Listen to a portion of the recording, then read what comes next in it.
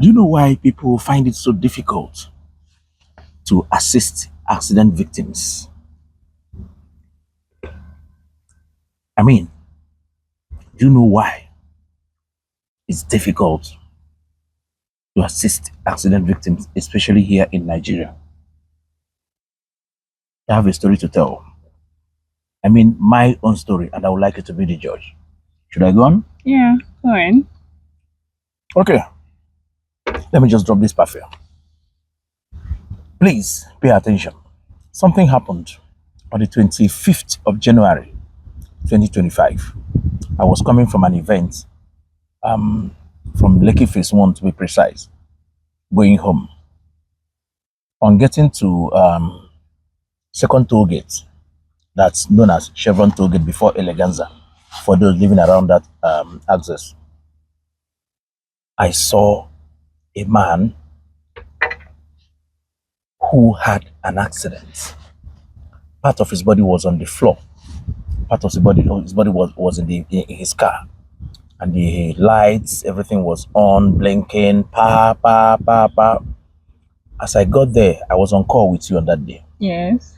I was on call with my wife. That was around a few minutes past 12 midnight. Maybe 16 or 17 between 16 and 20 minutes midnight. past 12. And in the morning. I told her, look at what I'm seeing. Oh, I wish I can help this guy. She encouraged me, though she advised me to be very careful. I was a bit scared. Yeah, we know where we are. I must. But I summoned courage, stopped, looked at the guy closely, took a picture at that moment, forwarded it to one of the platform I know. I mean, okay, let me just be open. I forwarded it to my exit platform and asked if anyone knows the existing emergency number, because sometimes when you call some of these our numbers in Nigeria here, you know, that kind of thing. So after doing that, I saw people by this. If you are around that Chevron toll gate, you know that there's this barricade that they use as fence. Yes. To barricade the toll gate with I think Ogombo side. Not Ogombo, rather Orchid Road. Okay. So I saw some people standing there looking at this man. But I didn't know what to do at that moment. Some guys. So what I did was I just packed. I didn't know what to do. I left that scene. After the toll gate, I stopped. I was kind of contemplating, what can I do? How can I assist this guy? Because I know we are Nigeria. Sometimes when you try to help people in this situation, you'll be the one to start cowering in one court or the other, explaining one thing or the other. Luckily, one guy with a Toyota Camry, red Camry, he stopped and looked, wind down, asked me, bros, are you trying to assist that guy? I said, yes, so, but I don't know how to do. He said exactly what he was kind of trying to see how we can do. So both of us, we agreed to look for nearest police station. This guy zoomed off. I did the same thing. So we headed towards Aja, while I entered the Orchid Road. Moved straight to the police station close to Oral Estate, for those of you that know that area. Still opposite or adjacent to Eleganza building. Wow. I knocked and knocked and knocked at the gate. Police, no respond. No light. Very big compound. I didn't know what to do. I left there, entered that Orchard Road. I saw where police people, where they were doing this stop and search. They were on duty anyway. I approached one of them. I just showed him my picture, my phone. Said, bros, see what I just saw now at the toll gate, just about 150 meters from that spot. He looked at me. I said, how can leave me with the work there? We know if we go do anything there. I said, bros, I'm talking about somebody's life. Somebody won't buy. The guy ignored me. I was there for like some minutes. What I did was I just cleared my vehicle, came down, went back to them again, approached them and said, see it? Yeah, I'm talking about him. They said, do you know him? I said, I don't know him. I must also know him to assist him. The guy said, bros, we are not traffic police. Hey, This guy was just trying to bring down my morale. I insisted. I said, you must help me. Even though I don't know him, help me. I want to save this guy.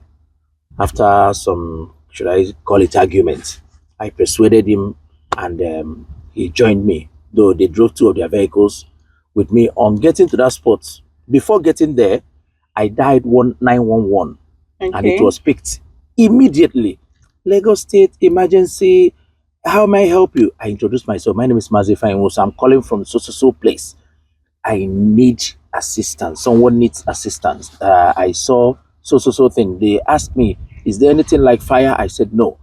What else can you tell us about the accident? I said I don't know anything about it, but all I know is that I saw someone, part of his body was lying on the floor while part was in the car. I guess he's alive. Please, let's see how we can assist him. They assured me that I'll be called in the next few minutes. So while going to the scene with the police, I got a call. Someone asked me, "Are you Mr. Ifeanyi?" I said, "Yes." "Okay, we are from Lagos State Emergency. We are coming to the scene where the accident happened." I said, "Thank you so much." Before getting to that spot, I started hearing wing, wing, wing, wing, wing, wing, wing. I looked, I saw fire service truck coming. I was like, no, this can't be with the call I made. So luckily, as we got to that spot, the other guy with Toyota Camry arrived with some policemen from Ajiwe police station, opposite Royal Garden. That's the one we call Aja police station, Ajiwe police station.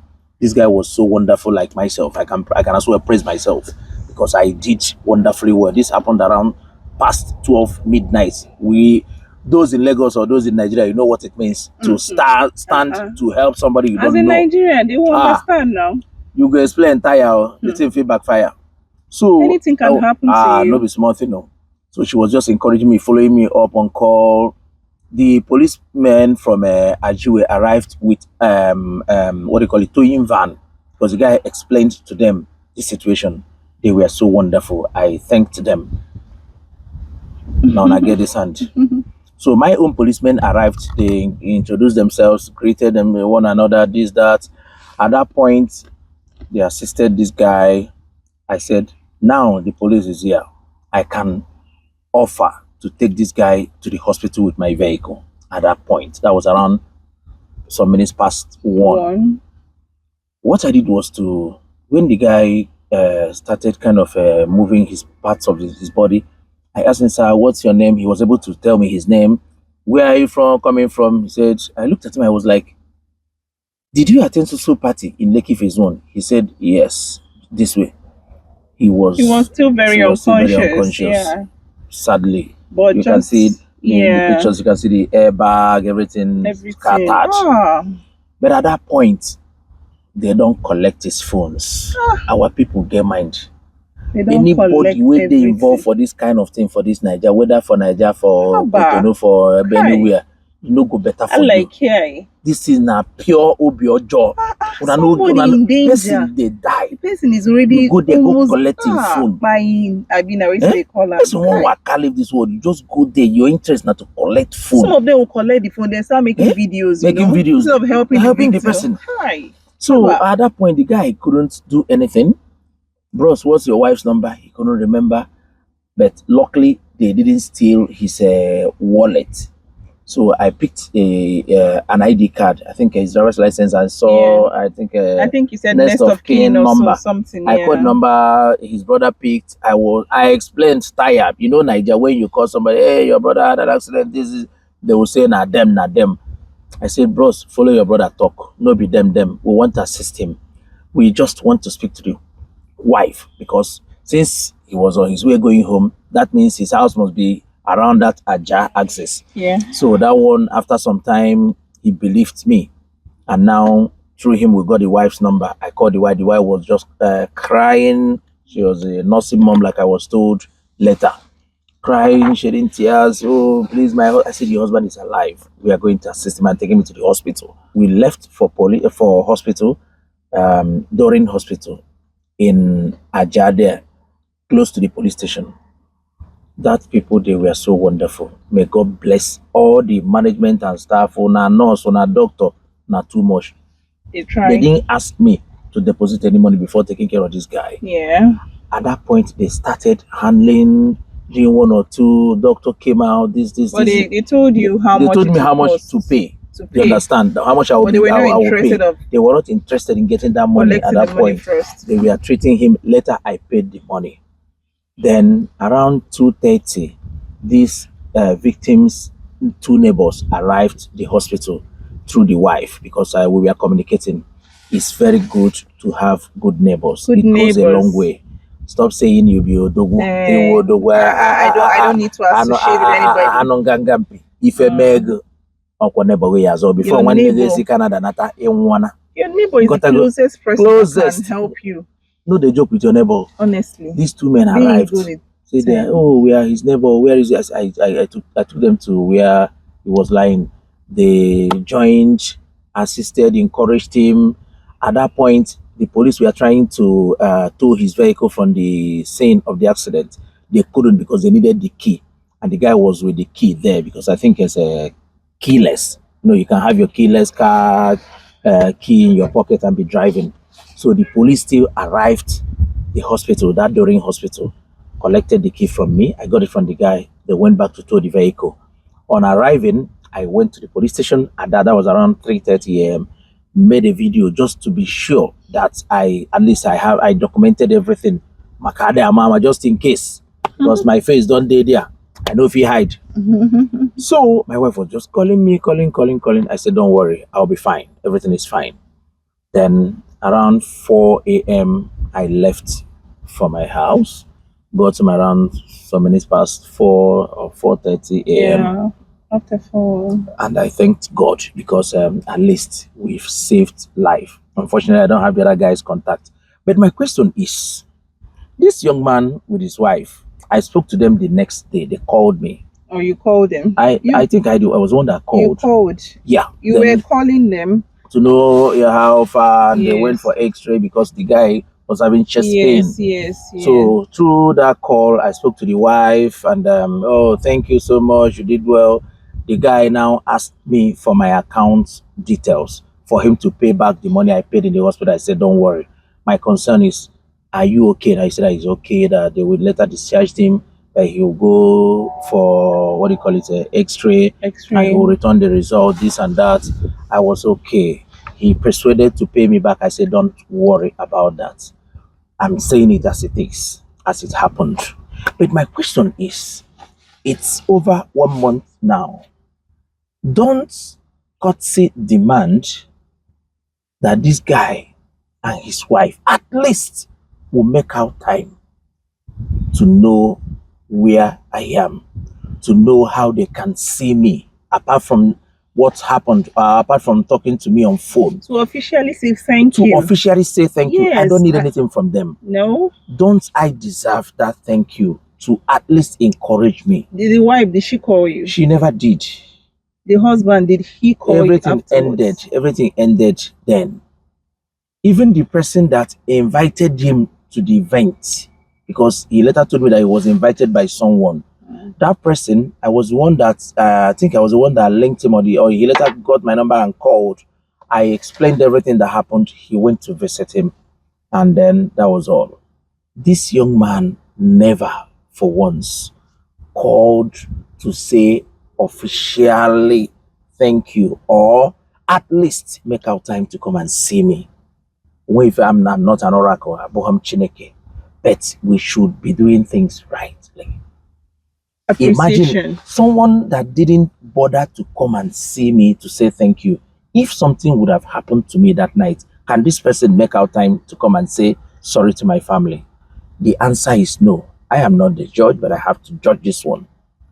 Courtesy demands that you come, that you go and say thank you to whosoever that has done a great thing like this. Somebody that God used to bring you back to life. And you were following them up, right? I did. To make sure he said he was very okay. Yes, I did. And we're kind of expecting some, at least a call officially to say hello from the wife, from the I want to thank you again for saving my life, but no. I think, and where the person is staying, according to him, is not really far from where not far. we are staying. So less than 30 minutes or 20 minutes. Okay, madam. I hear say you be nursing mother. Ndi was na di onye anwu ho afo onye mmachi.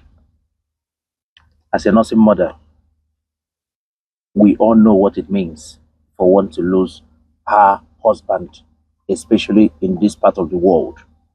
Not to talk of a nursing one. Chineke kwena.